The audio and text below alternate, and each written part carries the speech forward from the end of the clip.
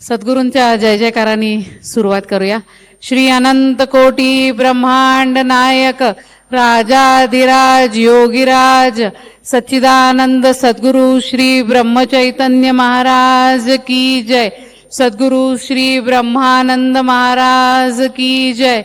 महारुद्र हनुमान की जय. जय जय रघुवीर समर्थ.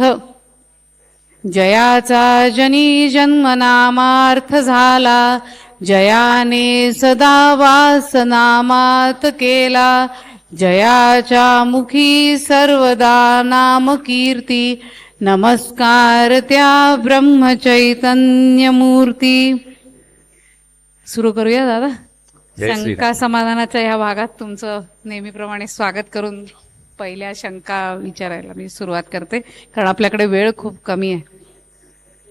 अनेक जण ह्या उपक्रमात सहभागी झाली आहेत, वयोगटाप्रमाणे किंवा त्यांना कसा वेळ आहे, किंवा काही लोकांनी आत्ताच हा उपक्रम जॉईन केल्यामुळे किंवा सहभाग घेतल्यामुळे 5, 10, 15, 21 अशा जप ते लोक करत आहेत.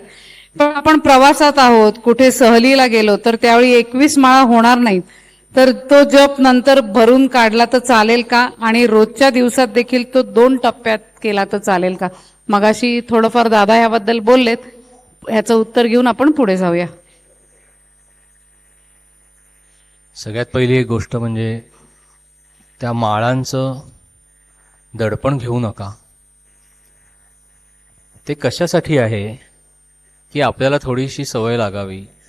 नाम हे थोडं बळजबरीनेच घ्यावं लागतं म्हणून आहे ते. एखाद्या दिवशी कमी थोडासा जप झाला पण व्हायला पाहिजे.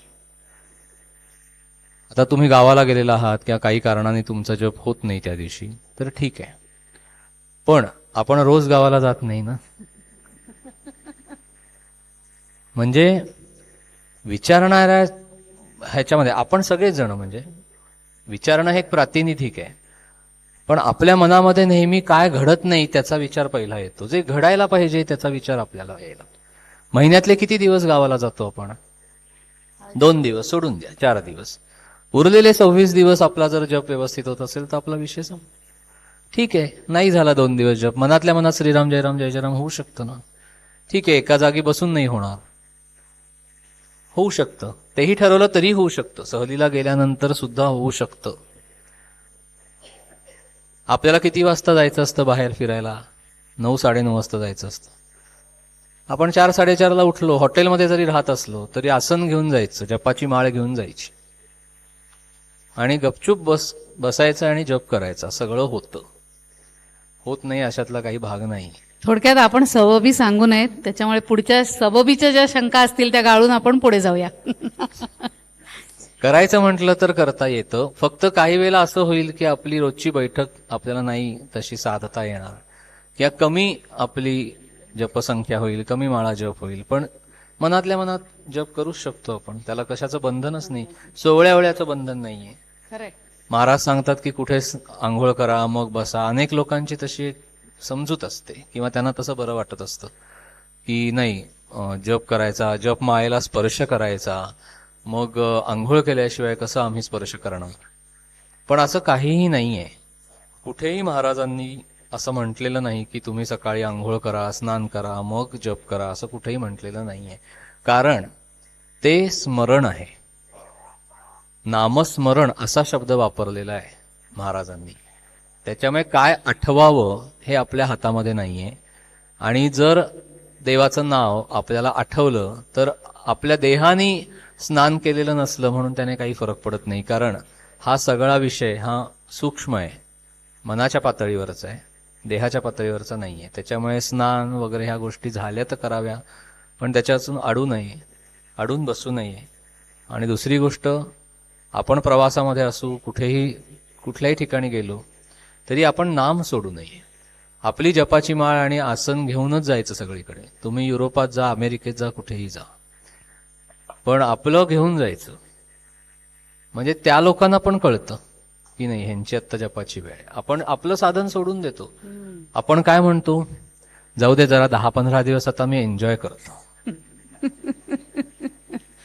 रोजचं चाललेलंच असतं सगळं. ही जी भूमिका आहे ना आपली, ती आपलीच भूमिका आपल्याला मारक ठरते. आपण सहलीला गेल्यानंतर इतर कुठल्या गोष्टी करायचं टाळतो का? सगळं करतो. म्हणजे जे विषय भोगाचं आहे ते सगळंच आपण करतो. मग साधनेने काय केलेलं आहे ते तुम्हाला सकाळी उठून अर्धा पाऊण तास करताच येतं की. तुम्ही कुठेही असलात तरी तुम्हाला साधन करताच येतं. दादा पुढचा प्रश्न असा आहे की सगळ्यांचाच काही गुरुमंत्र श्रीराम जयराम जय जयराम नाही आहे, तर 21 माळा त्या करतायत म्हणजे जे कोणी साधक आहेत ते, पण मग तो श्रीराम जयराम जय जयरामचाच करू का आम्हाला जो गुरुमंत्र आहे त्याचा आम्ही केला तरी चालेल? जो मंत्र तुम्हाला मिळालेला आहे दीक्षेमध्ये तो तुम्ही करा. असं काहीही नाही की हा करायचा मग ह्याच्या माळा झाल्यानंतर तर त्या माळा करायच्या, असं नाहीये. 21 माळा, 15 माळा, 10 माळा, 5 माळा हे गणित का सांगितलंय हे पहिल्यांदा लक्षात घ्या. तेवढा वेळ आपल्याला जपाला द्यायचा आहे, एवढाच भाग आहे त्याच्यामध्ये. 21 माळा हा जो आत्ताचा आपला हे आहे, तुम्ही जर नीट शांतपणे सलग 21 माळा करायचं ठरवलं. आधी आपल्या उपक्रमात 13 माळा होत्या, आता आपण त्या वाढवल्या, तर 1.5 तास लागतो. म्हणजे थोडक्यात काय आहे की तास ते 1.5 तास जर आपण शांतपणे, मगाशी आपण अनुभव घेतला ना ध्यानाचा, कसा अर्धा पाऊण तास गेला कळलं नाही? कळलं. तसं आपल्याला रोज करायचं आहे. मग तो 1.5 तास सुद्धा आपल्याला काढता येईल. त्याच्यामुळे 24 तास आपल्याला मिळालेले आहेत. साधन सोडून बाकीचं सगळं करण्याला आपल्याला वेळ असतो. सगळं करायला वेळ असतो आपल्याकडे. काय करायला आपल्याकडे वेळ नसतो? प्रपंचाला पैसा हवा म्हणून नोकरी करावी लागते, उद्योगधंदा करावा लागतो. उरलेला सगळा वेळ आपण प्रापंचिक गोष्टी करण्यातच घालवतो. म्हणजे हॉटेलच्या बाहेर वेटिंगला अर्धा पाऊण तास उभं राहतो, पण पाऊण तास जप होत नाही आपला. त्याला सबब आहे. म्हणजे घरातनं उठायचं, कुठे ते रेस्टॉरंट असेल तिथपर्यंत जायचं, म्हणजे जाण्या येण्याचा वेळ, गप्पा मारत मारत जायचं गाडीतनं, सगळ्याला वेळ आहे बघा. म्हणजे मी कुठल्याही ही गोष्ट चूक बरोबर, मी मगाशी पण सकाळी पण सांगितलं की कुठलीही टीका नाही, काही नाही. आपल्याला फक्त आपण कशासाठी वेळ देतो मनापासनं, आणि जप करायची वेळ आली, साधन करायचं वेळ आली की मग आपण सबबी सांगतो, हा विषय आहे. जर आपण ठरवलं म्हणून ती सकाळची वेळ आहे, एकदा ते सकाळी करून घ्या. म्हणूच नका की हे संध्याकाळी करतो, हे रात्री झोपताना करतो. काही वेळेला ते राहू शकतं. मग ती वेळ कशी साधणार? सकाळी उठल्यानंतर पहिल्यांदा जप करून घ्यायचा. त्या जपाची स्पंदनं दिवसभर आपल्याला पुरतात. आपल्या हातनं चुकीचं वागलं जात नाही, चुकीचं बोललं जात नाही. दिवसभर ते टिकून राहतं अनुसंधान. म्हणून अर्धा ते पाऊण तास सकाळी वेळ काढायलाच पाहिजे आपल्याला सगळ्यांना. जर एखाद्या दिवशी अगदी उठून विमान पकडायचंय तर त्यावेळेला ठीक आहे, पण असं किती दिवस आपल्याला रोज विमान पकडावं लागतं? साधी गोष्ट आहे. रोज तर आपलं रेग्युलर रुटीन चालू असतं, मग त्याच्यामध्ये आपल्याला बाकी सगळ्या गोष्टी आपण करतो, पण हे करायला आपल्याला वेळ नसतो. जप करता करता ध्यान लागतं, मग 21 माळा कशा होणार? ध्यानात मन रमतं पण जप मात्र राहतो, मग काय करायचं? हे बघा, तुम्ही ध्यानामध्ये जर तुमचं मन रमत असेल, आपण मगाशी काय म्हटलं, मनातल्या मनात श्रीराम जयराम जय जयराम चालू आहे ना, मग तुमच्या 21 माळांचा जप महाराज मोजतील, तुम्ही नका मोजू. 21 माळांना 1.5 तास लागतो. तुम्ही 1.5 तास ध्यानामध्ये बसलात आणि जर मनातल्या मनात श्रीराम जयराम जय जयराम चालू असेल, महाराज मोजतायत ना, कशाला आपण त्याचा हिशोब करत बसायचा? महाराजांना सगळा हिशोब, आपला सगळा हिशोब महाराजांच्याकडे, आपला सगळा हिशोब सद्गुरु तत्वाकडे. आपल्याला असं वाटतं त्यांना काही कळत नाही, ते कुठे बघतायत, पण तसं नाहीये. आपण दादा बहुतेक गृहीत धरतो आपण. हा, आपण सद्गुरु तत्वाला खूप गृहीतच धरतो. फक्त अडचण आली की आपण इतक्या इंटेन्सिटीने त्यांच्याकडे जातो, नाही बाबा हे आता महाराजांच्या. तेव्हा महाराजांना सगळं कळत असतं, दिसत असतं, तेव्हा महाराजांनी सगळं करावं, आणि जप मात्र कसं मोजतील महाराज असं असा आहे ते. विचार करतो. सोयीचं अध्यात्म नाही चालणार थोडक्यात आता. आणि आता खूप कम्फर्टेबल अध्यात्म पाहिजे आपल्याला. कष्ट घ्यायला नाहीत पाहिजेत, कुठलेही कष्ट आम्हाला होता कामा नयेत. आमच्या शरीराला कुठलेही कष्ट करून आम्हाला काहीही करायचं नाहीये. आम्हाला सगळं घराजवळ पाहिजे आहे, युट्यूबवर पाहिजे, सगळं हातात पाहिजे आहे. म्हणजे जेन्युइन रिझन्सनी आपण एखादी गोष्ट नाही करू शकत तर ठीक आहे, पण आपली भूमिका तरी निदान अशी पाहिजे की आपल्याला थोडे तरी देवासाठी कष्ट, सद्गुरूंसाठी कष्ट घ्यायला पाहिजेत. कारण तो कायिक स्वार्थाचा भाग आहे. दुसऱ्यासाठी काया झिजवणं, दुसऱ्यासाठी कष्ट घेणं हे आपल्याला जमत नाही, हे आपल्या स्वभावातच नाहीये. आपल्यासाठी परमेश्वरांनी कष्ट घ्यायला पाहिजेत, आपल्यासाठी सद्गुरूंनी कष्ट घ्यायला पाहिजेत, पण आपण सद्गुरूंसाठी काय करणार? काहीही नाही. अशी जेव्हा भूमिका असते ना, तेव्हा मग आपल्याला मिळत पण नाही. भगवंत हात आखडता घेतो. मनुष्य देह आपल्याला जो मिळाला आहे तो खरं तर सद्गुरुचरणी जाण्यासाठीचाच आहे. मग त्याच्यासाठी कष्ट नाही केले आपण तर जन्ममरणाच्या फेऱ्यात आपण कायमच अडकलेलो राहू, असं थोडक्यात म्हणायचंय दादा. काही लोक ह्या उपक्रमात जी आलेली आहेत साधक मंडळी, ती खरं तर त्यांनी कुठलाही अनुग्रह घेतलेला नाही किंवा एखाद्या संप्रदायाचा फॉलोअर आहेत, अनुग्रह जरी घेतलेला नसला तरी सुद्धा, किंवा अमुक एक साधना आम्ही करतोय असं काही नाही, पण ह्या उपक्रमात सहभागी व्हायचंय. मग आम्ही कुठून आणि कशी सुरुवात करावी ह्या सगळ्याला? महाराजांनी आपल्याला काय सांगितलं की तुम्ही सद्गुरू माझ्या आयुष्यात यायला पाहिजेत मग मी नाम घेईन, असं नाही. तुम्ही नाम घ्या, मग सद्गुरू तत्व तुमच्या आयुष्यामध्ये येईल. तुम्ही उपासना करायला सुरुवात करा, मग सद्गुरू तत्व तुमच्या आयुष्यामध्ये येणार. कुठल्याही, हाच उपक्रम असं नाही, कुठेही तुम्हाला कुठलीही उपासना करायची असेल तर ती उपासना करायला आपण सुरुवात करायला पाहिजे. जो देव आपल्याला आवडतो, जे सद्गुरू तत्व आपल्याला आवडतं, तुम्ही नाम घ्यायला एकीकडे सुरुवात करा. ते नाम एक दिवस आपल्याला सद्गुरू तत्वापर्यंत नेऊन पोचेल. सद्गुरू तत्व आपल्या पाशी येऊन थांबेल की चल मी तुझा सगळं, आता पुढचं सगळं मी सांभाळतो. ही अवस्था आपली येण्यासाठी आपल्याला तेवढी उपासना पण करावी लागते. पहिलं आपलं जे प्रपंचामध्ये लक्ष सगळं अडकलेलं आहे ना, ते पहिलं बाहेर काढायला पाहिजे, खऱ्या अर्थाने बाहेर काढायला पाहिजे. आपण सगळेजण जरी एकीकडे प्रपंच करतोय, एकीकडे परमार्थ करतोय, तरी आपण पूर्णपणे प्रपंचामध्ये अडकलेलो आहोत. आपल्याला सगळ्या गोष्टी त्या त्या टप्प्यानुसार सगळं व्हायलाच पाहिजे. शेवटच्या क्षणापर्यंत सगळं व्यवस्थित पाहिजे. म्हणजे एखादा प्रपंची माणूस म्हणेल की मला आता कशाची काळजी नाहीये, सगळं काही आता माझ्याकडे आहे, पण हे सगळं माझ्या शेवटच्या क्षणापर्यंत असंच चालू राहावं ही कुठेतरी मनामध्ये भीती असतेच. त्यामुळे त्याचीही काळजीपासून सुटका नाहीये. आपण एकदा ठरवलं ना की आपल्याला ह्या मार्गावर वाटचाल करायची आहे, आपल्याला ह्या मार्ग अनुसरायचा आहे, तर मग आपण प्रपंचाला फारसं कर्तव्याने बुद्धीने प्रपंच करायचा, पण त्यात आसक्ती ठेवायची नाही. थोडंसं अलिप्तपणे तुम्हाला राहता आलं पाहिजे. आपण आसक्ती कालवतो म्हणून तो प्रपंच आपल्याला बाधकच होतो. कारण प्रपंच दुःखमयच आहे, तो आनंदाचा आभास आहे. आपल्याला असं वाटतं ह्यातनं सुख मिळेल, पण प्रपंच सुख देत नाही हे आपल्याला माहिती आहे. 2 दिवस सुखाचे जातात, तिसऱ्या दिवशी काहीतरी घडलंच पाहिजे. मग आपली मनोभूमिका अशी होते की बिघडलेली स्थिती प्रपंचातली पुन्हा सुधरवायला आपण प्रपंचाचाच आधार घेतो. आपण भगवंताचा आधार घेतला पाहिजे. पण लोक काय म्हणतील ह्या भीतीने आपण भगवंताकडे जात नाही. ज्या भगवंताने आपल्याला प्रपंच दिला तो भगवंत आपला प्रपंच आपल्या कल्पनेच्या पलीकडे चांगला चालवत असतो. आपला प्रपंच तो चालवत असतो, पण करते पण आपण स्वतःकडे घेतलेला असल्यामुळे आपण भगवंताला विसरतो.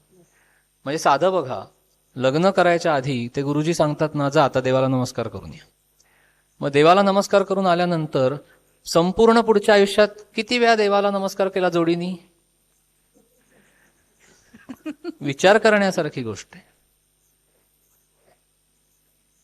मग तेव्हा आपण भगवंताला विसरून जातो. नंतर मग आपण म्हणतो नाही नाही आता प्रपंच सुरू आहे, आता काय देवदेव करायची ही काय वेळ नाहीये, हे तुमचं वय नाहीये, ह्या म्हातारपणी करायच्या गोष्टी आहेत. पण तुम्ही म्हातारे होणार आहात का हे आपल्याला माहिती आहे का? की मी हो खरंच मी म्हातारा होणार आहे हे आपल्याला माहिती नाहीये. मृत्यू कधी पण येऊ शकतो. मग मृत्यू आल्यानंतर साधन कसं होणार? आज मी जिवंत आहे, माझं वय काही का असेना, आज मी जिवंत आहे, तर माझं कर्तव्य आहे की मी परमेश्वराची उपासना करायला पाहिजे, पण ते मनापासून व्हायला पाहिजे. आणि दुर्दैव असं आहे की आत्ता कलियुग चाललेलं असल्यामुळे कलीचं मुख्य काम बुद्धी भ्रष्ट करणं आहे. हे कलीचं मुख्य काम आहे. आज जी सगळी समाजाकडे आपण एक त्रयस्थ दृष्टीने पाहिलं तर सगळी लोकांची बुद्धी भ्रष्ट होत चाललेली आहे. ज्या काही चांगल्या गोष्टी आहेत त्याला लोक नावं ठेवतात, जे वाईट चाललेले आहे त्याला लोक उचलून धरतात. हा आत्ताच्या कलीचा प्रभाव आहे सगळा. खरंय. म्हणून आपल्याला आपलं सगळं साधन सांभाळावं लागतं. आपल्याला थोडंसं समाजापासून अलिप्त व्हावं लागतं, राहून त्यांच्यामध्ये मनाने अलिप्त व्हावं लागतं. मनाने अलिप्त झाल्याशिवाय आपल्याला परमार्थ साधणारच नाही. लोक नावं ठेवू देत तुम्हाला, त्याने काय फरक पडतो? लोक तसंही आपल्याला नावच ठेवत असतात, कारण हा स्वभावच आहे. मनुष्याचा स्वभाव आहे निंदा करणं. आपण सकाळच्या सत्रात बघितलं निंदा सोडायची, पण सोडू म्हटलं तरी ती सोडता येत नाही, इतकं ती आपल्याला देहबुद्धीला चिकटलेली गोष्ट. तुम्ही कसंही वागा, लोक तुम्हाला नावं ठेवणार आहेत. मग परमार्थ केला म्हणून बिघडलं कुठे? प्रपंच काही बिघडत नाही. आपल्याला असं वाटतं की परमार्थ केला म्हणजे प्रपंच बिघडला, असं नाहीये. प्रपंच महाराज म्हणतात तसं तुमच्या कल्पनेच्या पलीकडे चांगला होईल, कारण तुम्ही जर भगवंताचं करत असाल तर तुमच्या प्रपंचाची काळजी भगवंताला असते. तुमच्या प्रपंचात काहीही कमतरता पडणार नाही हे भगवंत बघत असतो. आणि त्यात तुमच्या प्रपंचामध्ये जर काही दुःख प्रसंग आला, काही अडचण आली, तर भगवंतच धावतो तुमचं सगळं दुःख निवारण करायला. कारण भगवंताला भक्त सगळ्यात प्रिय आहे. जो त्याची भक्ती करतो ती व्यक्ती भगवंताला अतिशय प्रिय असते. त्याला काही त्रास झाला तर भगवंताला चालत नाही. या बाबतीत दादा मागच्या 3-4 मनाच्या श्लोकांमध्ये बोललेले आहेत की भगवंताला त्याचा भक्त इतका प्रिय आहे की त्याला कुठल्याही प्रकारचा त्रास, कुठल्याही प्रकारचे दोष, कुठल्याही प्रकारचं वावगं त्याच्याबद्दल बोललं जाऊ नये, ह्यासाठी आपल्यापेक्षा तो भगवंत जास्त सतर्कपणे आपल्याकडे बघत आहे. पण ही परत एकदा मनोभूमिका आपल्याला बदलायला हवी आहे ह्याच्यामध्ये. दादा, आता मगाशी पण तुम्ही उल्लेख केलात की शरणागत भाव आपल्यामध्ये असायला हवा. तर एका साधकाने विचारलंय, जप करताना, साधन करताना किंवा उपासना करताना शरणागत भाव कसा ठेवायचा आणि रोजच्या आपल्या उपासनेत तो भाव राहायला पाहिजे. हे तर खरं आहे, पण तसं होत नाही. आणि मग आमचा जप खरंच शरणागत भावाकडे आपल्याला नेतो का? जप म्हणजे उपासना आपली. शरणागत भाव येण्यासाठी पहिल्यांदा मी नाही आणि तू आहेस फक्त, ही भावना पाहिजे. पण आपल्याला देवाचं अस्तित्व, त्याने आपली अडचण सोडवली की तेवढ्यापुरतंच असतं जाणवत. परत आपण आपल्या प्रपंचामध्ये इतके गुरफटतो. आपण जेवढे आहोत, हे जेवढं आज आपल्याला सत्य माहिती आहे की आज आपण जिवंत आहोत, तेवढाच परमेश्वर आहे इतकं सत्य वाटलं पाहिजे. शरणागत भाव व्हायला आपली सगळी देहबुद्धी जायला पाहिजे, पण ती देहबुद्धी जात नाही, ती नामानेच जाईल. त्याच्याविषयी प्रेम वाटलं पाहिजे. भगवंताच्या बाबतीत जर शरणागती यायची असेल ना, तर भगवंताविषयी प्रेम वाटायला पाहिजे. पण आपल्याला भगवंताविषयी प्रेम वाटत नाही. कुठल्या अर्थाने? जसं प्रेम आपल्याला आपल्या मुलांविषयी वाटतं, तसं आपल्याला भगवंताविषयी प्रेम वाटायला पाहिजे. जसं आपल्याला आपल्या घरातल्या लोकांविषयी प्रेम वाटतं, तसं आपल्याला भगवंताविषयी प्रेम वाटायला पाहिजे. ते प्रेम आज आपल्यामध्ये नाहीये. आपण कोरडे झालेलो आहोत व्यवहारामुळे. भगवंताविषयी प्रेम आणि नामाचं प्रेम हे परत काही वेगळं आहे का? वेगळं नाही. नाम आणि भगवंत एकच. नाम घेतलं की भगवंत त्याच्या मागे येतो, आणि भगवंताची उपासना केली की त्याच्या मागे त्याचं नाम येतं. म्हणजे रूपाच्या ध्यानापेक्षा नाम श्रेष्ठ आहे. का? कारण रूप अस्तित्वात येण्याच्या आधीही नाम होतं. म्हणजे रामायण हे आधी लिहिलं गेलेलं आहे, मग राम आलेले आहेत. म्हणजे नाम यायच्या, म्हणजे ते रूप अस्तित्वात यायच्या आधी नाम अस्तित्वात आलेलं होतं. आणि राम, कृष्ण हे सगळे अवतार झाले भगवंताचे, नाहीसे झाले, आपल्या डोळ्यासमोरनं निघून गेले, पण तरीही आज त्यांचं नामच शिल्लक आहे. त्यामुळे नामच श्रेष्ठ आहे. आपण नाम घेत गेलो की त्याच्या मागे भगवंत हा येणारच येणार. साधं आहे ना, की ज्याचं आपण नाम घेतोय त्या भगवंताला त्याची काळजी असते. म्हणून आपण जेवढं नाम घेऊ तेवढा भगवंत जवळ येणार.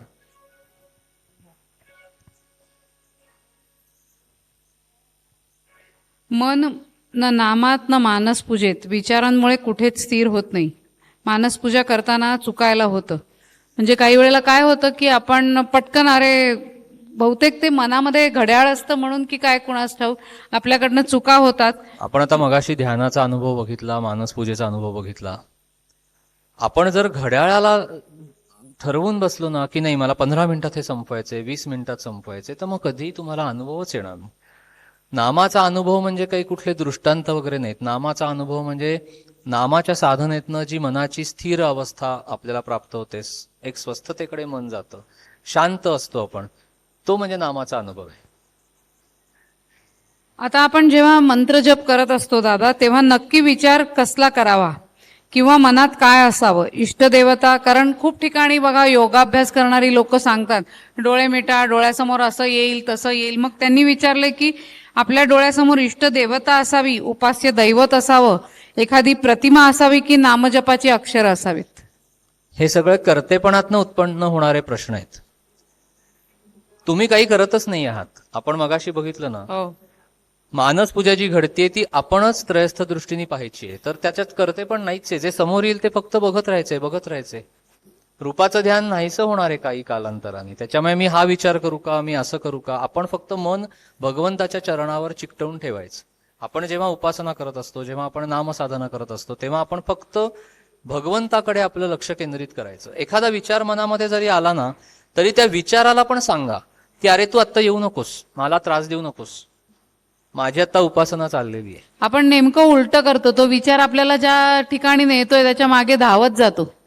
त्या विचाराला जर आपण सांगितलं की अरे बाबा तू का छळतोयस मला, चल इकडनं बाहेर पड, तर तो जातो विचार. करून बघूया आता करून आपण बघा, सगळे. हे करून बघा. जेव्हा खूप एखादा विचार छळतो आपल्याला ना, शांत बसायचं आणि त्या विचाराकडे आपण बघायचं की काय रे बाबा, काय त्रास आहे तुला, का त्रास देतोस मला? तुम्ही इतक्या सहज सांगताय दादा, आम्हाला जमलं नाही नाही नाही, तसं काही नाहीये, अजिबात तसं नाही. तुम्ही सगळ्या गोष्टींबरोबर तुम्ही संवाद साधायला लागा. आपण गप्प बसून राहतो ना, म्हणून सगळेजण आपल्या बरोबर आहेत, जिवंत आहेत असं समजायचं. सगळ्या गोष्टी जिवंतच आहेत असं समजायचं. त्या मूर्ती वगैरे असं म्हणायचंच नाही. धातूची मूर्ती, दगडाची मूर्ती असं म्हणायचंच नाही. संतांना कसं उपास्य दैवताच्या ह्याच्यामध्ये तो भाव, म्हणजे महाराजांना राम म्हणजे रामच दिसतो. आपल्याला ती दगडाची मूर्ती दिसते कारण आपल्याला ती मर्यादा आहे. पण महाराजांना ती दगडाची मूर्ती नाही दिसत. महाराजांना प्रत्यक्ष रामच दिसत असतो. त्याच्यामुळे विचार जरी आला ना मनामध्ये, तरी त्या विचाराला सांगायचं की तू आत्ता यायचं नाहीस, माझी आत्ता साधना चाललेली आहे, चल इकडनं बाहेर पड. तो विचार जसा येईल तसा निघून जातो. तो फक्त तुम्हाला येऊन डोकवत असतो. परीक्षा असते ती एक प्रकारची. पुन्हा एकदा आपली मनोभूमिका आपल्याला बदलायला हवी आहे. म्हणजे काय होईल, आपुल्या मते उगीच चिखल कालवू नको रे, हरिभजना विण काळ घालवू नको रे, असं म्हणत आपल्याला पुढे जायला लागणार आहे. दादा, आता कुठल्याही इच्छा करणं हे काही फारसं चांगलं नाही. हे हवं ते हवं तरी मनुष्य करत असतो. पण थोडा काळ आपण असा विचार करूया की आम्ही आता अशा इच्छा करणार नाही, पण आम्हाला आता अध्यात्मात पुढे जायचं आहे, मार्गक्रमणा करायची आहे, आपण चला अध्यात्म जगूया, हा उपक्रमात भाग घेतलाय. मग आध्यात्मिक इच्छा असणं, त्या मार्गावर प्रगती करण्याकरता एकाग्र चित्त होताना काहीतरी उत्तम व्हावं, ही आध्यात्मिक इच्छा आहे का? आणि अशी इच्छा असणं चूक का बरोबर? कुठलीही इच्छा ठेवू नये, काहीही ठेवू नये. इच्छा ठेवली म्हणजे पुन्हा मला हे हवंय, मला हे प्राप्त करायचंय, मला पारमार्थिक उन्नती करायची वगैरे, मग तुम्ही कुठेच नाही आहात. काहीही न घडता सगळं घडायला पाहिजे. काहीही न कळता सगळ्या गोष्टी आपोआप व्हायला पाहिजे. तुम्हाला नाही कळायला पाहिजे. झाड किती वाढलेलं आहे हे रोज आपण उपटून पाहतो का? मुळ्या किती वाढल्या आहेत त्याच्या? नाही पाहत. झाड जेवढं वर जाईल त्याला फळं फुलं जे लागेल त्याच्यावरनं आपल्याला कळतं झाड किती वाढलेलं आहे. आपण रोज उपटून ते पाहत नाही. तसं आहे, कुठलीही आध्यात्मिक इच्छा सुद्धा ठेवायची नाही की अमुक व्हावं, अमुक घडावं, मला स्वप्न दृष्टांत व्हावा, मला हे व्हावं, माझा अमुक अमुक एवढा हे व्हावा. कुठलीही इच्छा मनामध्ये ठेवायची नाही. कुठलीही. आपली एकच भूमिका असायला पाहिजे, ती म्हणजे आपल्याकडनं फक्त नामाचं साधन व्हावं बस. महाराजांना एवढंच सांगायचं, सद्गुरु तत्वाला एवढंच सांगायचं की बस तुम्ही माझ्याकडनं नाम घडवून आणा, बाकी तुम्ही दुसरं काहीही मला काही नकोच आहे. आपण मला काही नकोच आहे असं म्हणलं की भगवंत हे घे म्हणतो. सगळे हुशार लोक आहेत हे सगळे. आपल्याला वाटतंच तुम्ही नुसतं अशी भूमिका ठेवा, मला काही नकोय, की राम म्हणाल अरे तुला काही नको हे घे, आणि आपण त्याच्याकडे गेलो मला हे दे मला ते दे, अजिबात देणार नाही. आपल्या आईकडे बघावं, सारखं आईकडे बुणवून लावली तर आई देत नाही ना. पण एखादं मूल काहीच आज दिवसभर अरे मागितलं नाही, तुला काही नकोय का, असं आपण जातो ना विचारायला त्या मुलाला. तसंच खरंच आहे. जर मुलांनी आईकडे काही मागितलं नाही दिवसभरात तर आईला चुटपुट लागते. म्हणजे आई म्हणते की अरे हा काही मागायलाच येत नाही माझ्याकडे, थांब आपण त्याला देऊया. तुला भूक लागली आहे का, तू गप्प का बसलायस, तुला काही हवंय का, बघा 10 प्रश्न येऊन आई विचारे. आणि भुणभुण करणाऱ्या मुलाला ए चल तू पहिलं खेळायला बाहेर जा. अजिबात माझ्या मागे भुणभुण करायची नाही. तेच पारमार्थिक ह्याच्यात लागू होतं. तुम्ही सारखी देवाकडे जाऊन सद्गुरु तत्वाकडे जाऊन भुणभुण भुणभुण करत बसलात ना की काहीही होणार नाहीये. ते म्हणतील नामस्मरण कर सगळ्या गोष्टी घडतील. पण नुसतं नामस्मरण करून देवा काही नको, महाराज काही नको, मग महाराज सगळं देतील. महाराजांना सर्व ज्ञात आहे, पण मग तुम्ही प्रत्येक प्रवचनात निरूपणात सांगता की सगळी गोष्ट त्यांना सांगायची, त्याची आवश्यकता खरंच मग का वाटते आपल्याला? मग अशी तुम्ही जे विचारलत ना, शरणागत भाव कसा आणायचा, असा आणायचा. तुम्हीच आहात फक्त माझ्यासाठी. पण आपण काय करतो, प्रपंचातली बायको मुलं आपल्याला आपली वाटतात, पण भगवंत आपल्याला आपला वाटत नाही. म्हणून आपण सगळं त्यांना सांगतो, पण परमेश्वराला आणि सद्गुरूंना काही सांगत नाही. आपल्याला असं वाटतं की आपला प्रपंच चालू आहे, पण खरोखरी सकाळी उठल्यापासनं ते रात्री झोपेपर्यंत सगळ्या गोष्टी सद्गुरु तत्वाला आणि परमेश्वराला सांगूनच करायच्या. अक्षरशः तुम्ही आंघोळ करायला जाताना सुद्धा महाराजांना सांगून जा, मी आंघोळ करायला जातोय बरं का. सांगा, सगळं सांगा. बाहेर पडताना सांगा, घरात आल्यानंतर सांगा, चहा पिताना सांगा, जेवताना सांगा, ऑफिसमध्ये काही झालं सांगा. सारखं सांगत राहायचं. ही बुणबुण नाहीये. आता परत असं वाटेल की अरे काय सारखं महाराजांना जाऊन सांगायचं, त्रास नाही का त्यांना. रिपोर्टिंग आहे ते आपला भाव घालवायचा आहे, आपली देहबुद्धी घालवायची. आपल्याला सारखं सांगायचंय महाराज बघून घ्या, महाराज बघून घ्या, हे असं असं होतंय. घरामध्ये छोटासा वाद झाला ना तरी सुद्धा महाराजांना जाऊन सांगायचं की महाराज आत्ता असं असं झालं, मी असं असं बोललो, घरातली अमुक व्यक्ती असं असं मला म्हणाली, मला असं असं वाटलं. हे सगळं सांगायचं. चांगलं वाईट दोन्ही सांगायचं. परीक्षेत चांगले मार्क मिळाले, सांगायचं जाऊन की मला बघा महाराज एवढे एवढे मार्क पडले. म्हणजे काय होतं, लहानपणापासनं संवाद होतो. मला माझ्या आजोबांनी, आजीनी, आई बाबांनी हेच सांगितलं की महाराजांच्या फोटो पुढे जाऊन उभा राहा, तुझ्या काय मनात आहे ते त्यांना जाऊन सांग, त्यांना बरोबर कळतं. पण सांग. आपण देहबुद्धीमुळे सांगत नाही. आपल्याला असं वाटतं फोन कशाला करून सांगायला पाहिजे. मैत्रिणीला सांगतो. त्यापेक्षा आपली पहिलं भूमिका महाराजांना, बदलली पाहिजे. पहिलं सद्गुरु तत्वाला सांगायचं की आपल्या मनामध्ये काय चाललंय.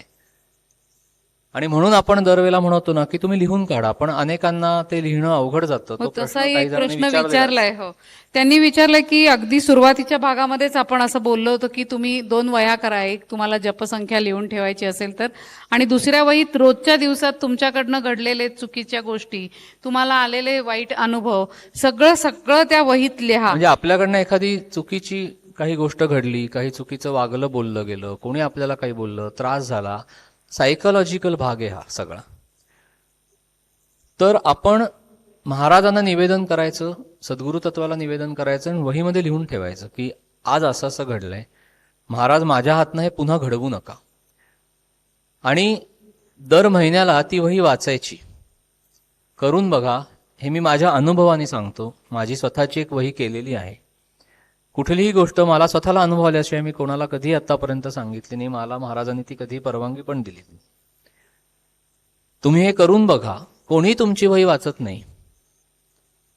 अशा ठिकाणी ठेवा की कोणाच्या हाताला लागणार नाही. पण त्याच्यामध्ये लिहून ठेवा की आज असं घडलं, असं घडलं. आपण बोलत नाही ना. आपल्या प्रपंचामध्ये आपल्याला खूप त्रास आहे, लोकांचा त्रास आहे. आपण बाहेर कामाच्या ठिकाणी आल्यानंतर तिथला त्रास आहे. आपल्याला अनेक गोष्टी हव्या असतात, त्या मिळत नाहीत, त्याचा त्रास आहे. कोणाशी बोलता येत नाही. आपल्याला असं वाटतं की आपण कोणाशी बोललो, उद्या ती व्यक्ती अजून कोणाला जाऊन सांगितलं तर आपलं सगळं उघडं पडायचं. ती एक भीती असते ना. मग सगळं महाराजांना सांगायचं, लिहून ठेवायचं. लिहिल्यामुळे काय होतं, मेंदूतनं सगळं लिहिलेलं सगळं बाहेर पडतं, निचरा होतो वाईट गोष्टींचा आपल्या निचरा होतो. डोक्यातला. आणि पुढे आपल्याला कसं वागायचं, आपलं काय चुकलंय हे लिहून ठेवायचं वहीमध्ये, की माझ्याकडनं हे चुकलेलं आहे आणि मला आयुष्यात पुन्हा हे करायचं नाहीये. आणि ती वही जर दर महिन्याला वाचली, दर 2 महिन्यांनी वाचली, तर आपल्याला कळतं की अरे बापरे, बऱ्याच गोष्टी चुकल्यात. आणि जाणीव होते आपल्याला, पण सिरियसली घेत नाही कोणी. मानसशास्त्रीय दृष्टिकोनाने ह्या सगळ्या गोष्टीकडे बघायला हवं, तर आपल्याला आपली उत्तरं मिळत जातात. अनेकांना शरणागती किंवा पूर्ण समर्पण करायची खरोखर 100% इच्छा आहे दादा, मगाशी तुम्ही ज्याविषयी बोललात तसं. पण आपल्या उपासनेत सातत्य राहत नाही, पूर्वीच्या गोष्टी विसरल्या जात नाही. ध्यान करायची इच्छा आहे, आज होतंय, उद्या होत नाही. आपली शक्ती, प्रयत्न अपुरं पडतात. प्रापंचिक, आर्थिक, गणित ह्यातनं बाहेर होत नाही. या सगळ्याचा त्रास होतो. आणि मगाशी म्हटलं तसं महाराजांपुढे उभं जाऊन, म्हणजे जेव्हा आपण नमस्कार करायला उभं राहतो तेव्हा आपण कुठल्या ह्यानी म्हणायचं की महाराज मला तुमच्याशी शरणागत भावानी, समर्पण भावानी राहायचंय. मग अशा वेळेला आपल्या जी मानसिक अवस्थेतनं बाहेर कसं यायचं दादा? आपण पहिलं सगळं विसरायला शिकलं पाहिजे. आपण विसरतच नाही काही, कारण देहबुद्धीच इतकी बळकट आहे. 10 वर्षापूर्वी घडलेली घटना कोणी आपल्याला काही बोललं असेल, आज आपल्या लक्षात असते. आपण विसरतच नाही, कुठलंच काही विसरत नाही. असं घडलेलं असतं, कोणी आपल्याशी काही वाईट वागलंय, बोललंय. चांगलं आपण पटकन विसरतो, ते गृहीत धरतो आपण. पण जर एखाद्या माणसाने आपल्याला काही बोललं असेल, आपल्याशी काही चुकीचा व्यवहार केला असेल, काहीतरी घडलं असेल, तर आपण ते मनातनं आपल्या जात नाही. मग काय होतं, त्या व्यक्तीबरोबर वागताना पूर्वग्रह दूषित झाल्यामुळे आपल्याला त्या व्यक्तीबरोबर तशा भावानी वागता येत नाही. म्हणजे एकीकडे जेव्हा महाराज म्हणतात की तुम्ही सगळ्यांशी व्यवस्थित राहा, गोड बोला, नम्र राहा, हे नाही आपल्याला करता येत. कारण ती व्यक्ती समोर आली की ते सगळं समोर येतं.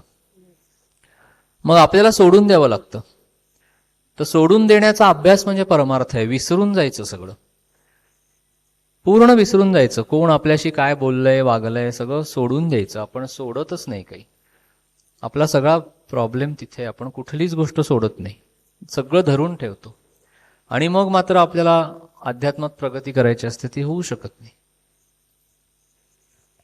आता ह्याच असा अजून एक प्रश्न आहे की महाराजांनी परनिंदा टाळा असं सांगितलंय. दुसऱ्याची निंदा आपण करत नसतो, पण काही वेळेला इच्छा नसताना सुद्धा अशा डिस्कशनमध्ये आपण ओढले जातो आणि आपल्याला वाईट वाटत राहतं. पण मग ह्यापासून दूर कसं राहायचं? हे बघा, तुम्ही मन मोकळं करा, एखाद्या व्यक्तीपाशी मन मोकळं करताय, त्याला निंदेचं स्वरूप येणार नाही एवढं पाहायचं. पहिली गोष्ट,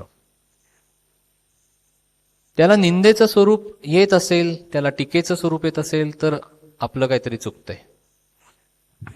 आणि जिथे जिथे अशा पद्धतीच्या चर्चा होतात, त्या चर्चांमध्ये आपण सहभागी व्हायचं नाही. म्हणजे 2 माणसं बोलतायत तिसऱ्या माणसाविषयी किंवा निंदा करतायत, तर आपण त्याच्यामध्ये सहभागी व्हायचं नाही. त्यांना सांगायचं तुम्ही बोला, पण मी नाही बोलणार. बोलायचं असेल तर चांगलंच बोलायचं, पण निंदात्मक बोलायचं नाही. त्याने खूप आपली आध्यात्मिक प्रगती होऊ शकते. कारण निंदेमुळे आपलं स्वतःचं मन दूषित होतं. साधी गोष्ट आहे, आपण जर तासभर एखाद्याविषयी वाईट बोलत राहिलो तर तासभर आपलं मन दूषित झालं. मग दूषित मनामध्ये भगवंत कसा काय येणार? तो म्हणेल की पहिला तू शुद्ध हो. आपलं सगळं तिथेच अडतं. आपण हे सगळं अध्यात्म वगैरे सगळं ठीक आहे, पण जोपर्यंत आपण ते आचरणात आणत नाही, आणि ह्या छोट्या छोट्या गोष्टी आपल्याला प्रापंचिक पातळीवरच आचरणात आणाव्या लागतात, वेगळं काही नाहीये. आपण कामाच्या ठिकाणी गेलो की तिथे तर सगळेजण एकमेकांची निंदाच करत असतात, आणि जो समोर नाहीये त्याची आपण निंदा करत असतो. तो समोर न येताना दिसला की आपण लगेच बोलणं बंद करतो. असं आहे. त्याच्यामुळे आपण त्या चर्चेमध्ये सहभागीच व्हायचं नाही, आपल्याला त्याच्यामध्ये पडायचंच नाही. तुम्ही जर दुसऱ्याविषयी वाईट बोलत असाल तर महाराजांना बरोबर कळतं की ही व्यक्ती निंदा करणारी आहे, म्हणजे हिच्या पोटामध्ये घाण असली पाहिजे. हो. कारण आज आपल्या सगळ्यांच्या अंतःकरणामध्ये निंदेची घाण आहे असं महाराजांनी सांगितलं. आणि निंदा महाराजांना अजिबात आवडत नाही. तुम्हाला एखादी गोष्ट पटत नसेल त्या व्यक्तीला सांगा, नाहीतर शांत राहा. पण तुम्ही सतत त्या व्यक्तीविषयी बोलत राहिला दुसऱ्यांबरोबर तर तुमचं स्वतःचं मन कलुषित होतं. त्या व्यक्तीला काही नाही फरक पडत, ती तिच्या प्रपंचात सुखी आहे. तुम्ही तुमचा वेळ वाया घालवताय, तुम्ही तुमचं मन दूषित करताय. एका साधकाने असा प्रश्न विचारलाय की ते एका सद्गुरु तत्वाला मानतात, पण आता काही ठिकाणी अनुग्रहाची परंपरा नाही आहे आणि रामनाम तर मी घेतोय आणि तिथे जाऊन मग जिथे रामनामचा अनुग्रह दिला जातो तिथे जाऊन मी रामनाम घेऊ का ज्या सद्गुरु तत्वाला मानतोय ती उपासना बाजूनी चालूच ठेवू? आता आपण हे मगाशी पण बघितलेलं होतं की जेव्हा तुम्हाला अनुग्रहाची वेळ येईल, म्हणजे नाम मिळण्याची वेळ येईल, त्यावेळेला सद्गुरु तत्व तुमच्या हृदयामध्ये प्रकट होऊन तुम्हाला ते बोलवेल आणि तुम्हाला त्या नामाची दीक्षा मिळेल. तोपर्यंत तुम्ही ज्या सद्गुरु तत्वाचं करताय, जी उपासना करताय, ती तुम्ही चालूच ठेवायची. श्रीराम जयराम जय जयराम म्हणायला कोणाची आडकाठी आहे? महाराजांनी आधीही सांगितलेलं आहे आपल्याला सगळ्यांनाच की मी गुरु करणार मग मी नाम घेणार असं नाहीये. पहिलं नाम घ्या. तुम्ही आता कुठल्याही सद्गुरु परंपरेमध्ये असाल, तुम्हाला जर सगळ्यात शेवटी जाऊन रामनामाची दीक्षा मिळणार असेल तर ती तुमच्या आयुष्याच्या एका विशिष्ट टप्प्यावर मिळेल. आणि सद्गुरु तत्व काय काम करतं? निरनिराळ्या सद्गुरु तत्वांकडे आपली उपासना घडू शकते. सगळेजण आपलं भांड साफ करत असतात. म्हणजे आपण मगाशी बघितलं ना, काही भांडी जेव्हा अतिशय चिकट असतात किंवा हे तर बायका ती पाण्यामध्ये भिजवून ठेवतात बराच वेळ, मग त्याचा चिकटपणा जातो. तसं सद्गुरु तत्वाला आपलं जे देहरूपी किंवा हे जे काही सगळं आहे ते सगळं स्वच्छ करून त्यांना पुढे न्यायचं असतं. त्याच्यामुळे एका तत्वातनं दुसऱ्या तत्वात, दुसऱ्या तत्वातनं अजून पुढच्या तत्वात, असं करत करत करत तुम्ही एका विशिष्ट टप्प्यापर्यंत येऊन पोचता आणि मग तिथे ते सद्गुरु तत्व तुम्हाला मिळतं आणि मग नंतर कुठेही जायचं नसतं. तोपर्यंत आपण आपली उपासना चालू ठेवायची. थोडक्यात आतापर्यंतच्या सगळ्या प्रश्नोत्तरातनं आपल्याला महाराज सांगतायत की तुम्ही कुठल्याही शंका कुशंका हे बरोबर का, हे चूक का, आणि दादांनी पहिल्यांदाच सांगितलं होतं आपण हे चूक का हे बरोबर अशा कुठल्याच भूमिकेतनं बोलत नाहीये. आपल्याला प्रगती करताना काय आडकाठी येते आणि आपल्याला काय सारत पुढे जायचंय. जसा आपला जन्म झाला तेव्हा शुद्ध गंगोदकासारखं आपलं असतं आणि नंतर त्यात मलिनता येते, तर नाही पुण्याची मोजणी नाही पापाची टोचणी, जिणे गंग उघाचे पाणी, असा विचार करत करत त्या गो विथ द फ्लो जसं आजकाल म्हटलं जातं तसं आपण जायला शिकलं पाहिजे थोडक्यात. आता मला वाटतं प्रश्न तर शेवटचा प्रश्न घेऊया, सहालाच संपवूया पुढे. शेवटचा हा, पहिला जे सेशन झालं किंवा पहिला जो भाग झाला त्याच्यामध्ये पण दादांनी प्रत्येकाला पडलेल्या बऱ्याच प्रश्नांची उत्तरं नक्की दिलेली असतील. काही लोक आता इथे काकू होत्या, त्यांचा एक फक्त प्रश्न मी विचारते आणि आपण थांबूया. त्यांनी विचारलं होतं की आता काही वयाची इतकी इतकी वर्ष झाली आहेत आणि उत्तम उपासना चालली आहे आणि महाराज खरोखर सुंदर उपासना करून घेत आहेत, त्यात काही वादच नाहीये. मग मगाशी तुम्ही म्हणलात तसं अंतरंगातली साधना जर का सुरू व्हायला हवी असेल तर आता सामूहिक साधना करावी का न करावी? शक्यतो साधन हे एकांतातच करावं. सामुदायिक तो विषयच नाहीये खरं तर. कारण तुम्ही स्वतःमध्ये डोकवायला, तुमच्या अंतरंगात डोकवायला तुम्हाला एकांतात बसायला लागतं. म्हणजे एकांत म्हणजे काय? एक जो मी त्याचाही अंत, म्हणजे देहबुद्धीचा अंत होणं. तर त्याच्यासाठी अतिशय म्हणजे फक्त सद्गुरु तत्व, परमेश्वरीय तत्व आणि आपण एवढंच पाहिजे. गोंधळ गडबड अजिबात करायची नाही. सामुदायिक उपासना आपल्याला उपासनेची सवय लागावी म्हणून काही काळासाठी ठीक आहे, पण एकदा ती सवय लागली साधनेची आपल्याला की ते आपल्या घरी एकांतातच व्हायला पाहिजे. ते अजिबात अशा पद्धतीने असं साधन चालत नाही. सामुदायिक उपासनेमध्ये तुम्हाला एकांतात बसून जो अनुभव मिळेल तो सामुदायिक ह्याच्यामध्ये मिळणार नाही. कारण प्रत्येकाची आध्यात्मिक भूमिका वेगवेगळी असते. प्रत्येकजण समान आध्यात्मिक पातळीवर नसतं. त्याच्यामुळे तुम्हाला तुमचं साधन हे एकांतामध्येच करायचंय.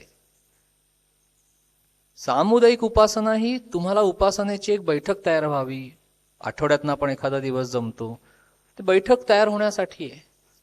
बाकीचं रोजचं साधन हे रोजच्या रोज घरी एकांतातच व्हायला पाहिजे. तुम्ही आठवड्यातनं एखादा दिवस ठीक आहे, तुम्ही जाऊ शकता सामुदायिक उपासनेसाठी, पण उरलेले सगळे दिवस घरी एकांतातच साधन व्हायला पाहिजे. म्हणजे एखाद दिवस तुम्ही काही ठरवलं असेल आठवड्यातलं तर तेवढं तुम्ही केलात तरी चालेल, पण इतर वेळेला तुमची जी साधना आहे ती एकांतातच व्हायला हवी.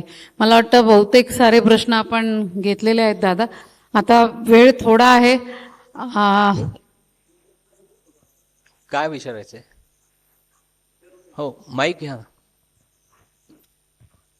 जय श्रीराम. जय श्रीराम. एक दोन प्रश्न होते, थोडक्यात विचारतो. नाही, विचार. एकानंतर एक. विचारा. ओके. तर बऱ्याच वेळेला आपण आपल्या नातेवाईकांमध्ये किंवा मित्र परिवारामध्ये काही लोकांबद्दल असं बघतो की ज्यांचं थोडंसं सिनियर सिटीजन आहे, तर अशी एक परिस्थिती किंवा स्थिती असते की जेव्हा ते थोडंसं म्हणजे असभ्य बोलणं किंवा अगदी शिवीगाळ करणं किंवा अशा कारणामुळे ते त्यांच्या फॅमिलीवरनं किंवा समाजामधनं दूर जातात. आणि आपण पण बघतो अरे ही व्यक्ती तर अशी पूर्वी कधी नव्हती. तर अध्यात्म ह्या स्थितीकडे, ह्या परिस्थितीकडे कशा प्रकारे बघतं, त्याच्यात त्यावर काही भाष्य आहे का, हा एक प्रश्न होता. आणि दुसरं, सकाळच्या सत्रामध्ये तुम्ही म्हणला की जसं पाप आणि पुण्याचं बॅलन्स झालं की पुढे आयुष्य नको. म्हणजे एका साईडला आपण 7 जन्मासाठी हाच जोडीदार असली पाहिजे, आणि दुसऱ्या साईडला हे की अरे आयुष्य नको, पण आयुष्य सुंदर आहे ना, म्हणजे आपण जगतोय तो अनुभव फारच अद्भुत आहे, आनंद आहे, म्हणजे आजचा दिवस पण बघायला मिळाला. तर आयुष्य का नको पुढचं? आयुष्य का नको म्हणजे भोग परत परत भोगायला नकोयत आपल्याला. ओके. कारण आयुष्य सुंदर जरी असलं ना तरी ते सगळ्यांसाठी नसतं. ती एक कल्पना आहे की आयुष्य फार सुंदर आहे, पण जो दुःख परंपरा भोगत असतो त्याला जाऊन विचारा की तुला तुझं आयुष्य सुंदर वाटतं का? तसं नाहीये. आज सगळी माणसं, सगळ्यांकडे आपण प्रत्येकाला विचारलं तर तो काही ना काहीतरी त्याच्या प्रपंचामध्ये उणीव आहे.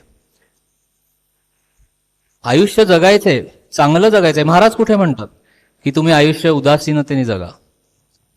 महाराज आपल्याला हेच सांगतात की मजेने राहा, आनंदाने राहा. महाराज कुठे सांगतात उदासीनतेने प्रपंच करा? पण प्रपंच दुःखमय आहे हे समजून त्याच्यातनं आनंद शोधू नका. आयुष्य सुंदर आहे, पण तुम्ही प्रपंचामधनं तो आनंद शोधलात आणि तो नाही मिळाला तर ती सुंदरता राहत नाही.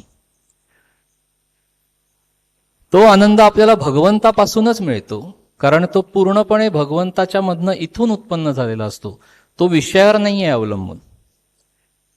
आपल्याला कधी सगळं छान वाटतं, जोपर्यंत आपल्या मनासारखं सगळं घडत असतं तोपर्यंत आपल्याला जग सुंदर असतं. ते जग आपल्याशी उद्या वाईट वागायला लागलं तर आपल्याला ते सुंदर वाटेल का? ह्या कल्पना आहेत. पण संत काय सांगतात की प्रपंचामधनं सुख मिळणार नाही, आणि ह्याचा अनुभव आपण सगळेजण घेतो ना. कोणाचा प्रपंच सुखी आहे? आज प्रत्येकाच्या प्रपंचामध्ये उणीव आहे, आज प्रत्येकाच्या प्रपंचामध्ये दुःख आहे. जे सुख वाटतं ते सुखाचा आभास आहे. प्रत्येकाच्या प्रपंचामध्ये अशी काहीतरी गोष्ट आहे की जी त्याला हवी आहे, पण आज त्याच्याकडे ती नाही आहे. आज तशा अर्थाने एकही माणूस सुखी नाही आहे. जो खूप सुखी आहे त्यालाही जर विचारलं तर त्याला त्याच्या मरणाच्या क्षणापर्यंत हे असंच चालू राहावं असं वाटत असतं. म्हणजे कुठेतरी त्यालाही ती धास्ती असतेच. आज बघा, मी खूप चांगल्या ठिकाणी राहतोय, चांगल्या घरामध्ये राहतोय, उद्या कर्जबाजारी झालो आणि मला काही अशी अवस्था प्राप्त झाली तर मला ते सुख टिकेल का? मग मला ते आयुष्य सुंदर वाटेल का? पण अध्यात्म तुम्हाला ते सांगतं की तुम्ही आज गाद्या गिरद्यांवर लोळा, पण उद्या सतरंजर झोपायची वेळ आली तरी सुद्धा भगवंता तुझ्या इच्छेने आली, असं मानण्याची भूमिका अध्यात्म तयार करतं आपली. म्हणून आयुष्य सुंदरच आहे, ते सुंदरच जगायचंय, पण भगवंताचं अधिष्ठान ठेवून जगायचं, मग ते सुंदर होतं. ज्याच्या आयुष्याला भगवंताचं अधिष्ठान नाही त्याच्या आयुष्याला सुंदरता नाही. तो सुंदरतेचा आभास आहे. सुंदरता आयुष्याला भगवंतामुळेच प्राप्त होणार. ज्याच्या आयुष्यात भगवंत नाही त्याच्या आयुष्याला सुंदरता नाही.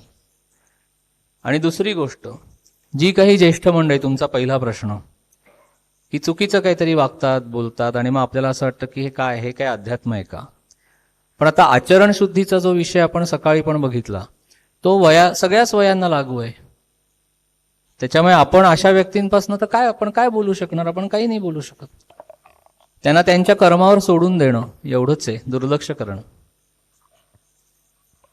ह्याच्या पलीकडे आपण काही नाही करू शकत. घरात सुद्धा चालतं ह्या सगळ्या गोष्टी, बाहेरच चालतात असं नाहीये, घरात सुद्धा चालतात. पण आपल्याला थोडंसं आपल्या बाजूने थोडंसं शांत राहावं लागतं की ठीक आहे. एखाद्या वेळेला तुम्ही त्या व्यक्तीला सांगू शकता की बाबा हे चुकतंय किंवा अशा पद्धतीने विचार करू नका, असं बोलू नका. पण तरीही ती व्यक्ती तसंच वागत असेल तर शेवटी महाराज म्हणतात तसं त्या व्यक्तीला त्याच्या प्रारब्ध वेगावर सोडून द्या. तुम्ही तुमचं जास्त शक्ती खर्च करायची नाही या सगळ्या गोष्टींमध्ये. नमस्कार. आता मानस पूजाचे जे सेशन झालं त्याच्यात आपण असं सांगितलं की एकाच वेळेस नाम घ्यायचं, परत मानस पूजा करायची, म्हणजे सद्गुरूंचं जे तुम्हाला काय हवं असेल ते त्यांना अर्पण वगैरे करायचं. नंतर मृत्यूचं सांगितलं, एकाच वेळेस हे बघायचं, आपणच आपल्या मृत्यूची सतत जाणीव ठेवायची आणि आपण आपल्याहून वेगळं होऊन ते बघायचं. ह्या सगळ्या गोष्टी जरा खूप अवघड वाटल्या, तर त्याच्यावर काही आपण सांगू शकाल का? सरावाने होईल, एका दिवसात होणार नाही, टप्प्याटप्प्याने होईल. भावना ठेवायची तशी. आणि मी मगाशी पण म्हटलं तसं की तुमचं ध्यान लागलंय, नाम तुम्हाला वाटतं की मी नाम घेत नाहीये, पण ते अंतरंगात चालूच असतं. ते नाम सद्गुरू तुमचं घेत असतं, हे आपण मगाशीच बोललो. त्याच्यामुळे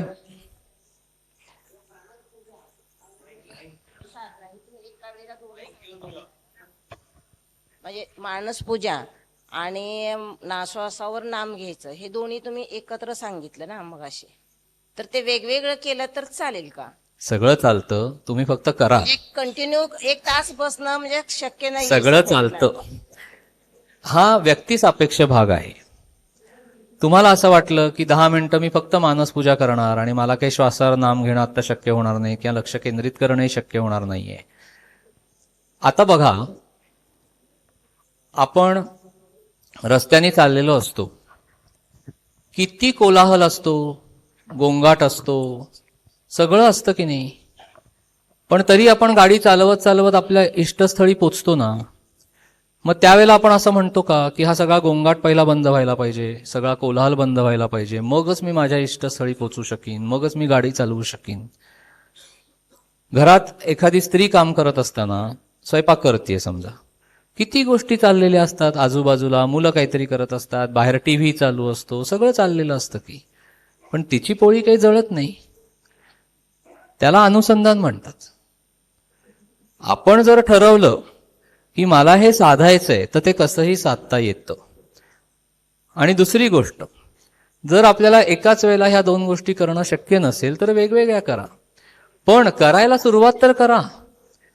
म्हणजे महाराज काय म्हणतात, हा पेढा आहे, सगळीकडनं बघत बसायचं अर्धा तास, कसा आहे, गोड आहे, कसा आहे काय माहिती, अरे खाऊन बघ ना म्हणजे तुला कळेल हा गोड आहे. तसे साधन करायला सुरुवात करायला पाहिजे. मग येणाऱ्या ज्या शंका किंवा जे प्रश्न आहेत ना ते भगवंतच सोडवतो, त्याच्यासाठी माझी पण आवश्यकता नाही.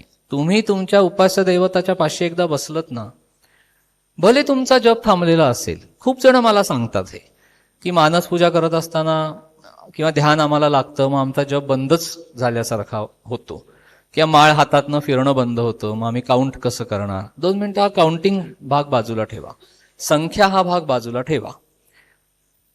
आपण ध्यानामध्ये आहोत तर भगवंताच्या अनुसंधानामध्ये आहोत ना, भगवंताच्या अनुसंधानामध्ये असणं हे पुरेसं आहे.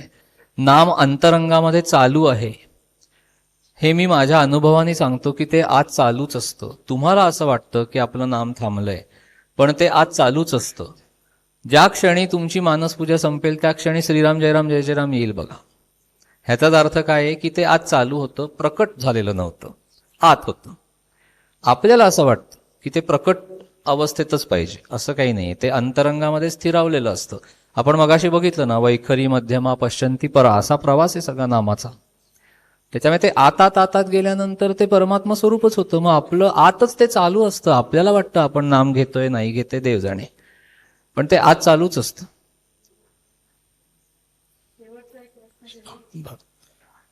आदरणीय दादांना प्रणाम.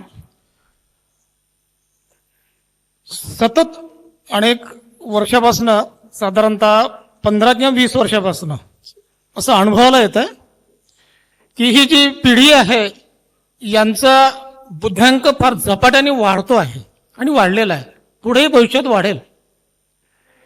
पण तितक्याच वेगामध्ये याच पिढीचा भावनांक खूप खूप कमी कमी झालेला आहे. याचा दुष्परिणाम या प्रपंचामध्ये खूप वेगळ्या पद्धतीने त्याचे अनुभव येतात. दादा, अध्यात्म जगूया यामधनं या गोष्टीवर आपण कृपया भाष्य कराल. एक दिवस त्यांच्या आयुष्यामध्ये असा येणार आहे की त्यांना कळणार आहे की ह्यात खरं सुख नाहीये. तो एक दिवस कधी त्यांच्या आयुष्यामध्ये येईल देव जाणे, पण येणार. का? कारण परमेश्वर काय सांगतो की माझ्यापासनं विलग होऊन तुम्ही सगळेजण जीव जन्माला इथे आलात, तर तुम्ही सगळेजण पुन्हा माझ्यातच येणार आहात. हे परमेश्वराने आपल्याला सांगून ठेवलेलं आहे. त्याच्यामुळे पुन्हा आपल्याला परमेश्वराकडेच जायचंय. आज आपली पुढची पिढी जरी ह्या मार्गामध्ये नसली, आता जसं काका म्हणाले तसं की त्यांचा सगळा विषयच आता वेगळा झालेला आहे, चिकित्सा सुरू झालेली आहे, जगात घडणाऱ्या वाईट गोष्टीमध्ये देव का थांबवत नाही वगैरे वगैरे, अशा अनेक गोष्टींच्या चिकित्सा आहेत. मुळात काय आहे, देव म्हणजे काय हेच समजलेलं नाहीये. कारण तुम्ही शास्त्रीय मार्गाने ते शोधण्याचा प्रयत्न करता, पण परमेश्वरीय शक्ती त्याच्या पलीकडे आहे, कल्पनेच्या पलीकडे. आपण मनुष्य कल्पना एका मर्यादेपर्यंत चालवू शकतो, त्याच्या पलीकडे भगवंत असल्यामुळे ती कल्पना तिथपर्यंत पोचत नाही. मग आपल्याला परमेश्वराचं सत्य स्वरूप कळू शकत नाही. त्याच्यामुळे जी व्यक्ती असं म्हणते की मी देवाला मानत नाही, तिला फक्त सांगायचं की श्वास न घेता बसून राहा गपचूप. आता तो जीव गुदमरायला लागला की सांगायचं की हे जे गुदमरतंय ना चैतन्य, आता त्याला श्वास नाही ना, चैतन्य श्वासावर खेळत असतं, तो तुझ्यातला परमेश्वर आहे, तुला दुसरीकडे देव शोधायचा नाही, हे समजून सांगा. पण आज आपलं दुर्दैव असं आहे की हे समजून घेण्याच्या मनस्थितीत सुद्धा पिढी नाहीये. ते समोर बसतच नाहीत तुमच्या. तुम्ही काय सांगणार त्यांना? त्यांना आज इतकी बाहेरची प्रलोभनं आहेत आणि सगळं अनुकरण करत करत आपण चाललेलो आहे. त्याच्यामुळे आज सगळ्या व्हॅल्यूज आपल्या कमी कमी होत चाललेल्या आहेत. मग अशी म्हटलं तसं कलीचं कामच आहे बुद्धिभ्रष्ट करणं. त्याच्यामुळे एक दिवस असा त्यांच्या पण आयुष्यामध्ये येणार की जेव्हा त्यांना कळणार, आज जरी नाही कळलं, एक दिवस माझी पूर्ण खात्री आहे, माझा पूर्ण भरोसा आहे या गोष्टीवर की एक दिवस त्यांना हे कळणार की आपल्याला इथे डोकं टेकवायला लागणार आहे, त्याच्याशिवाय होणार नाहीये. तेव्हा ते बरोबर येतील. आज जरी नाही आले तरी आपण शिबिर करत राहायची.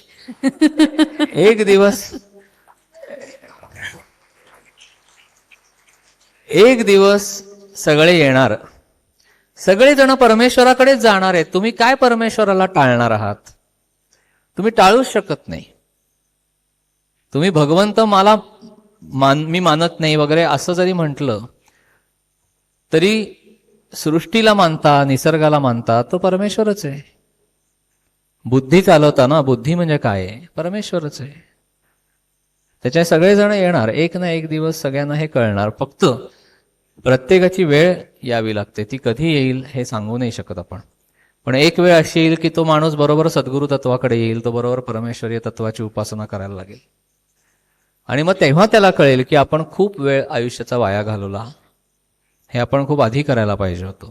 आपले बाबा आपल्याला सांगत होते पण आपण त्यांची चेष्टा करत होतो. आपली आई आपल्याला सांगत होती पण आपण कधी आईकडे सिरियसली पाहिलं नाही. ह्या सगळ्या गोष्टी हे नंतर सगळं मुलांना कळणार आहे. आत्ता आपण काही नाही करू शकत. Let the things happen in their own way असं सोडून द्यायचं. अतिशय अभ्यासपूर्ण असं 3 सत्रातलं हे शिबिर श्री महाराजांच्या अधिष्ठानामुळे, महाराजांच्या आणि रामरायाच्या कृपेमुळे, माऊलींच्या आशीर्वादाने आज या पुण्यक्षेत्री संपन्न होत आहे. आता अगदी शेवटाकडे आपण आलोय. विनीतदादांनी 3ही सत्रात अतिशय उत्तम मार्गदर्शन केलंय. एक वेगळा ठेवा घेऊन, एक वेगळी पुंजी घेऊन, एक आपण घेऊन ह्या शिबिरातनं आता या बाहेर पडणार आहोत. या महाराजांचेच शिष्योत्तम, ज्यांना महाराजांनी मुलगा मानलं होतं, आपला पुत्र मानला होता, असं ब्रह्मानंद महाराजांचं एक भजन आहे जे मी गाणार नाही आहे, काळजी नका करू. ते भजनाचे मी काही ओळी तुमच्या समोर मांडते आणि त्या ओळींनी आपण ह्याचा शेवट करू. मग नंतर ताई आपलं मनोगत व्यक्त करतील, दादा कल्याणकरी रामरायांनी सांगता करतील. ब्रह्मानंद महाराज म्हणतात, ऐसे करी सद्गुरु आई आपले स्मरण वसो हृदयी, नावडो हे विषय ध्यान रामनामी लागो मन, देहबुद्धी उकरून लावी रोप समाधान, पळवी माझी तुझी भ्रांती वासना जाळूनी देई शांती, बहुबळकट चिज्जड ग्रंथी सोडूनी दावा दाशरथी, ब्रह्मानंदी आशा फार करी दीनांचा उद्धार. जशी आपल्या आदरणीय विनीत दादांना आशा आहे की आज न उद्या सगळी जण इथेच येणार आहेत, जी आशा ब्रह्मानंदांनी महाराजांच्या चरणी व्यक्त केली, तीच सगळी आशा, आपली प्रार्थना, आपली विनंती आम्ही महाराजांच्या चरणी तुमच्या वतीने आपण प्रार्थना करूया. आजच्या संपूर्ण या शिबिरामध्ये आमच्या कुणाकडनं कोणी काही मार्गदर्शन करताना, म्हणजे खाली जा, वरती या, इथे वॉशरूम्स आहेत, असं आहे, हे करताना कोणी दुखावलं गेलं असेल तर त्यांची आम्ही मनापासून क्षमा मागतो. कुणाचाही अपमान करण्याचा अजिबात हेतू नाही, फक्त त्यावेळेला काही वेळेला तसं करावं लागतं. पण चुकून कोणाकडनं तसं काही झालं असेल असं मी म्हणत नाही, पण चुकून झालं असेल तर आम्ही खरंच क्षमा करावी. आणि आता मी ताईंना देते, त्या मनोगत व्यक्त करते. नमस्कार. ज्ञानियांचा राजा ज्ञानेश्वर यांना नमस्कार करून, तसंच श्री शंकर महाराजांना नमस्कार करून, ब्रह्मचैतन्य गोंदवलेकर महाराज, रामराया, इथं असलेले सर्व भक्तगण आणि विनीतदादा यांना नमस्कार करून मी थोडंसं मनोगत व्यक्त करणार आहे. मनोगत म्हणजे खरं तर कौतुकच आहे. दादा म्हणाले की स्त्रियांना कौतुक फार आवडतं, पण ठीक आहे, देवाला सुद्धा कौतुक आवडतच असतं. स्तुती केलेली कोणाला नाही आवडत. आपण भजनं म्हणतो ती देवाची स्तुतीच असते ना, असं म्हणून मी थोडीशी स्तुती दादांच्या विविध उपक्रमांची करणार आहे, ती त्यांनी गोड मानून घ्यावी. आता चतुर्भुज राम मंदिराची स्थापना झाल्यापासून वेगळे वेगळे उपक्रम इथं राबवले गेले. मी ते परत उद्घृत करत नाहीये, पण त्याच्याबद्दल मी थोडंसं बोलते. हा दादांनी राबवलेले आध्यात्मिक उपक्रम केवळ उपक्रम किंवा कार्यक्रम नसून मनाला शांती देणारा एक पवित्र अनुभव आहे. धावपळीच्या जीवनात, म्हणजे सिनियर सिटीजनकडे धावपळ नाहीये, तरी पण स्वतःचा शोध घेण्यासाठी आपण निर्माण केलेली ही संधी खरोखरच कौतुकास्पद आहे. या उपक्रमामुळे समाज मनावर सात्विक संस्कार होऊन नैतिक मूल्यांची जपणूक होण्यास मदत होईल. शुद्ध भाव, श्रद्धा आणि भक्ती यांचा त्रिवेणी संगम आपल्या या आयोजनात प्रकर्षाने जाणवतो. ज्ञानाची गंगा सर्वसामान्यापर्यंत पोहोचवण्याचे हे कार्य अत्यंत निस्पृह आणि सेवाभावी आहे. या उपक्रमातील शिस्त आणि सकारात्मक ऊर्जा सहभागी होणाऱ्या प्रत्येकाला अंतर्मुख करणारी आहे. मानवाचा ईश्वराशी आणि स्वतःच्या आत्म्याशी संवाद घडवून आणण्याचे हे एक उत्तम माध्यम ठरलेले आहे. समाजातील नकारात्मकता दूर करून चैतन्याचा प्रसार करण्याच्या आपल्या प्रयत्नांना मोठे यश मिळत आहे. आध्यात्मिक प्रगतीसोबतच सामाजिक एकोपा वाढवण्याचे काम या माध्यमातून उत्तमरित्या होत आहे. आता चला अध्यात्म जगूया ह्या कार्यक्रमाबद्दल. श्री ब्रह्मचैतन्य गोंदवलेकर महाराजांच्या शिकवणीवर आधारित चला अध्यात्म जगूया ह्या उपक्रमाच्या कौतुकासाठी या काही खास ओळी आहेत. चला अध्यात्म जगूया हा सुद्धा एक केवळ उपक्रम नसून किंवा चर्चा नसून संतांची शिकवण प्रत्यक्ष आचरणात आणण्याची एक सुवर्ण संधी आहे. श्री ब्रह्मचैतन्य गोंदवलेकर महाराजांच्या विचारांचा वारसा पुढे नेणारे हे पाऊल खरोखरच वंदनीय आहे. रामनाम हेच कलियुगातील सर्वश्रेष्ठ साधन आहे. हा महाराजांचा संदेश या माध्यमातून घराघरात पोहोचत आहे. प्रपंचात राहूनही परमार्थ कसा साधावा याचे उत्तम मार्गदर्शन या उपक्रमातून सहभागी साधकांना मिळत आहे. रामनामाच्या जपाने चित्तशुद्धी होते आणि मनाला शांती मिळते. हा अनुभव या उपक्रमामुळे अनेकांना येत आहे. केवळ प्रवचन न देता अध्यात्म जगणे म्हणजे काय हे प्रत्यक्ष कृतीतून शिकवण्याची आपली पद्धत कौतुकास्पद आहे. महाराजांच्या आनंदी राहण्याच्या सूत्राला अनुसरून हा उपक्रम मानवाला तणावमुक्त जीवनाकडे घेऊन जाणारा आहे. नामस्मरणाची गोडी लावून समाजाला भक्तीच्या मार्गावर संघटित करण्याचे आपले कार्य अत्यंत मोलाचे आहे. सर्वस्व रामाला अर्पण करून निश्चिंत व्हावे, हा महाराजांचा बोध या उपक्रमाचा खरा प्राण आहे. शुद्ध भाव आणि निष्क्रिय सेवा यामुळे चला अध्यात्म जगूया हा उपक्रम आध्यात्मिक क्रांती घडवून आणेल असं मला वाटतं. त्याचबरोबर आपल्या या मंगलमय कार्याला उत्तरोत्तर अधिक यश लाभो आणि अनेकांचे जीवन प्रकाशमान हो, हीच गोंदवलेकर महाराजांच्या चरणी प्रार्थना. जय श्रीराम. धन्यवाद, आपण ऐकून घेतले. जय श्रीराम काकू. सगळ्यांच्या मनातल्या भावना आता काकूंनी इथे बोलून दाखवल्या. आता कार्यक्रमाची सांगता होत आहे. आपण सगळे इथे शिबिराला आलात, स्थळ बदललं तरी सुद्धा सगळेजण आनंदाने इथे उपस्थित राहिलात, याबद्दल तुम्हा सर्वांचे पुन्हा एकदा आभार मानते आणि पुढची सूत्र आता विनीत दादांकडे देते. आपण आता कल्याणकरी रामराया म्हणून ह्या शिबिराची सांगता करूया. कल्याण करी राम राया राम राया, कल्याण करी राम राया, कल्याण करी राया राम राया, कल्याण करी राम राया. जनहित विवरी, जनहित विवरी, कल्याण करी राम राया राम राया, कल्याण करी राम राया.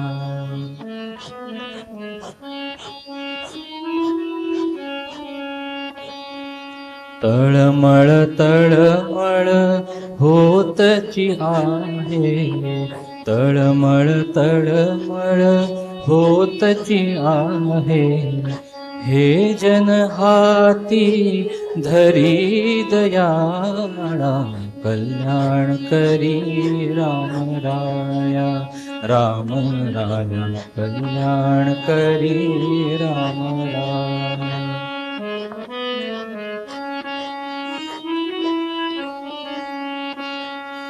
अपराधी जन चुकतची गेले, अपराधी जन चुकतची गेले, तुझा तूची सावरी दयाळा, कल्याण करी राम राया राम राया, कल्याण करी राम राया.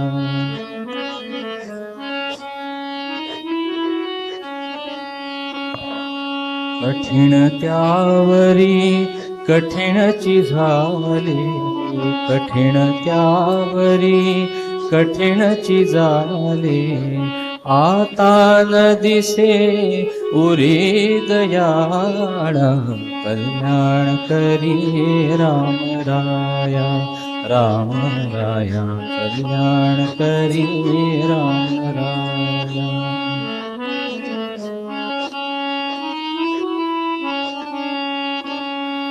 कोठे जावे काय करावे, कोठे जावे काय करावे, आरंभिली बोहरी दयाळा, कल्याण करी राम राया राम राया, कल्याण करी राम राया.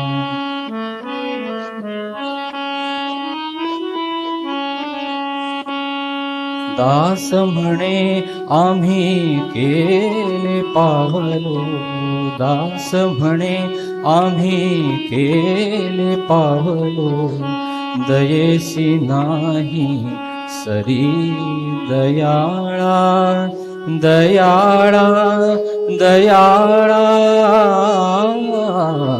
कल्याण करी राम राया राम राया कल्याण करी राम राया राम राया कल्याण करी राम राया.